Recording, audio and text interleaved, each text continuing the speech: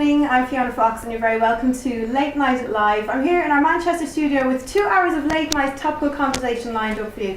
Together with my lovely guests here on the sofa, we'll be discussing the day's news and getting to the heart of the issues that matter. So if you've got something to say about any of the stories we covered tonight, do get in touch by tweeting us at TM Late Night Live, or you can send us an email the old-fashioned way to latenightlive@thatstv.com.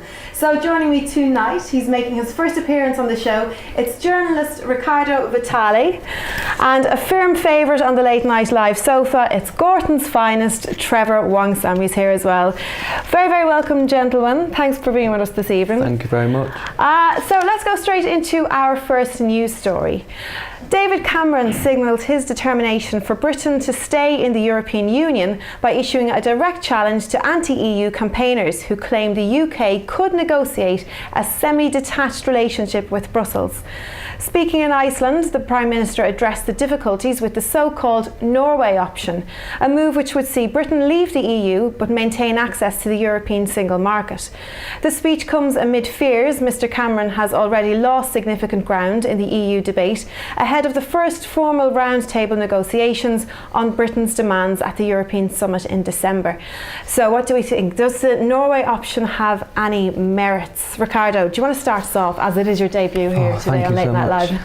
Well, I think at the end of the day, you either go in or out. Like there seems to be like this kind of piecemeal option by Cameron to try and create some kind of compromise. Because I don't think Cameron himself actually wants to leave the EU, but he's just trying to do a compromise to kind of settle down the elements in his party that are quite willing to leave the European Union.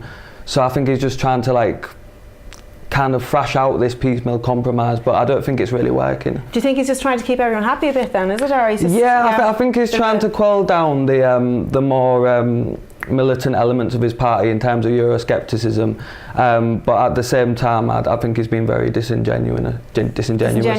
Yeah, I like this Euroscepticism. There's so many phrases been coined around this entire topic, hasn't there? Trevor, what do you think? Well, I have to I've got a difference of emphasis with Riccardo here, really. Okay. But I think that you're basically always welcomed. that you're basically right about what Cameron's doing, but it's worse than that. Because the Norway option, I mean, I'm not sure who he's actually talking to about this. I mean, who in Britain is calling for Britain to have the Norway option? Do you mean you feel you're not sure who is actually directing this? Well, it's not the Eurosceptic people who want to leave the EU, right? I mean, it's people who want access to the market, you know, the single market as part of the EU. But I mean, Norway, right? They have the free movement of people. They pay loads of money to the EU. This, that, and the other. They do have all the same things that we've already got in Britain, except even worse because they've got the free movement, the Schengen, I think, the sort of thing, aren't they? They've got that sort of Schengen agreement. They've got that sort of relationship, and yet they haven't got any say at the table. And Norway's a small country, 5 million people, right, on the edges of Europe, and is very dependent on Europe, obviously, right? Britain's not like that at all. You know, Britain's like 64 million people, the 6th largest economy in the world. What's it got to do with Norway? You know, what possible relationship could it have, to Norway? Do you agree with that? Doesn't make any. Norway's dependent on Europe. It's just not a fit. Well, I'm not sure. I think like the two very different case studies, and I think Trevor's right in that way. It's very hard to compare like those two countries because they're so different in terms of this context and this debate. But at the same time, I think, Trevor, was you trying to say that we're not dependent on Europe in the same way that Norway are currently? Absolutely. I mean, the thing is, you know, I've heard it said, I'm no expert, but I've heard it said that we're the EU's biggest export market is Britain, right? And it's certainly not Norway, it's Britain, you know. I mean, the whole terms of the whole relationship is completely different. You know, the population's different, the economy's different, everything's different. You know, if you wanted out of Europe, you wouldn't want a situation where you've got the same relationship as Norway has to the EU. You wouldn't want that, you know. It's just, I mean, so I don't know. I mean, if he's talking to people in his party, then I don't know who he's talking to.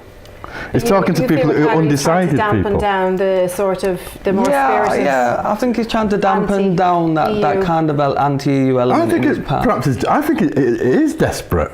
It's you feel desperate. Like desperate on he is desperate, yeah. To achieve what? What I mean, it's just a big diversion. It looks to me.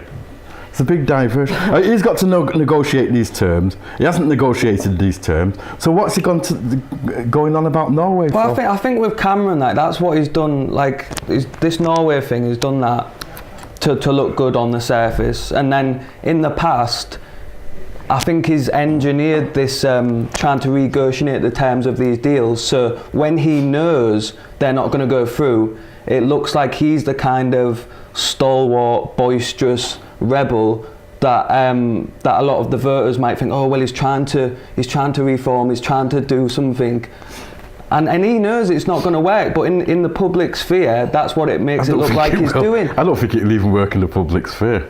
Yeah, but I think that's what he's trying to go for. He's trying to go for the kind of, because he's trying to gain territory on Nigel Farage in that way, I think, because I think Nigel Farage isn't calling for what we should do is be like Norway. Yeah, I know. You mean with an element of the Farage fans? Yeah, the kind of rebel, the kind of man of the people, have a few beers, have a few cigarettes, you know. So he's not doing a very good job of it, if that's what he's not. He's not. We're kind of feeling then that he's trying to keep his finger in a few pots here. Yeah, exactly. Yeah, but I think... So, sorry, just to go back to, so if you can try even to basically answer, do we think the option has any merits, kind of in a nutshell? To be like Norway? The Norway option, I'm not entirely sure. I think it's just a kind of facade. If you're for Europe, right, you'd want to be at the table with Germany and France and so on. So you feel like you're either in or if you're in. Right. If you're out, you wouldn't want to have the Norway option anyway. I think Trevor's out. No, but it doesn't matter if you're in or out. You're not going to want either way. You don't want the Norway option. So that's what I don't understand. What it's about. No half measures from Trevor there anyway. Let's move on to our next one. The Work and Pension Secretary Ian Duncan-Smith has told MPs that job advisors are to be stationed in food banks. The scheme is being trialled at a food bank in Manchester at the moment, but could be introduced into other centres if it is successful. The move comes a week after the Prime Minister pledged to end people's reliance on food banks. So simply, is this a good idea or not?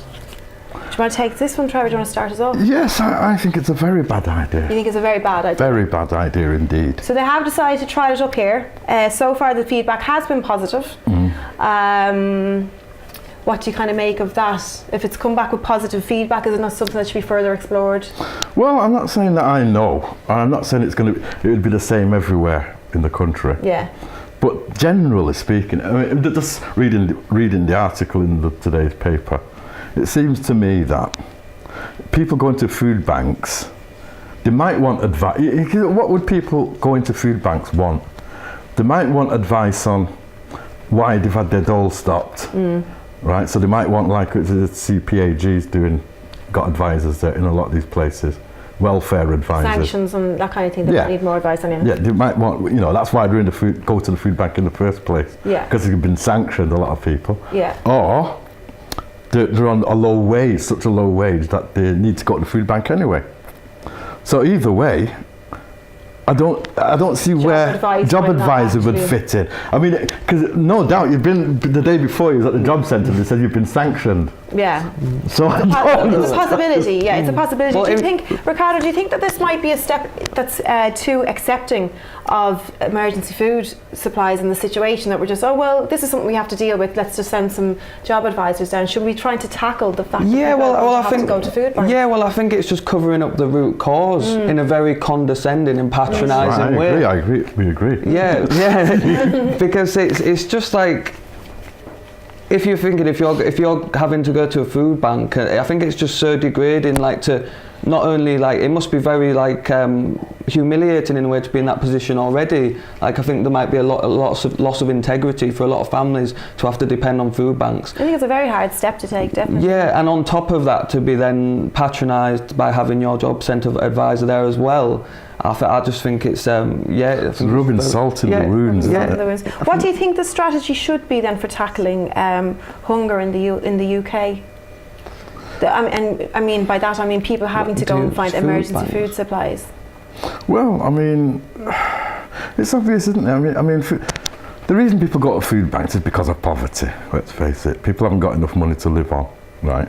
Whether they are job seekers or in employment, right? Because of minimum wages and because of the way the economy's gone, right? Or the way that the rich are getting richer and the poor are getting poorer everywhere in the world. And there's sanctions and various benefit cuts. Yeah, and the way it's all being done, right? To create cheap labour. I mean, if you go back to the Victorian times, I'm sure they had food banks or workhouses and all kinds of other things that we don't have today. There will be some kind of equivalent, I guess, but by today's standards, is this the way forward, do you think? Is this the way of dealing with this particular problem? No, I think the issue is like far more systemic. Like I think the Tory government, they can't create the conditions to need food banks and then punish people even more. Like I think it's utterly a systemic issue.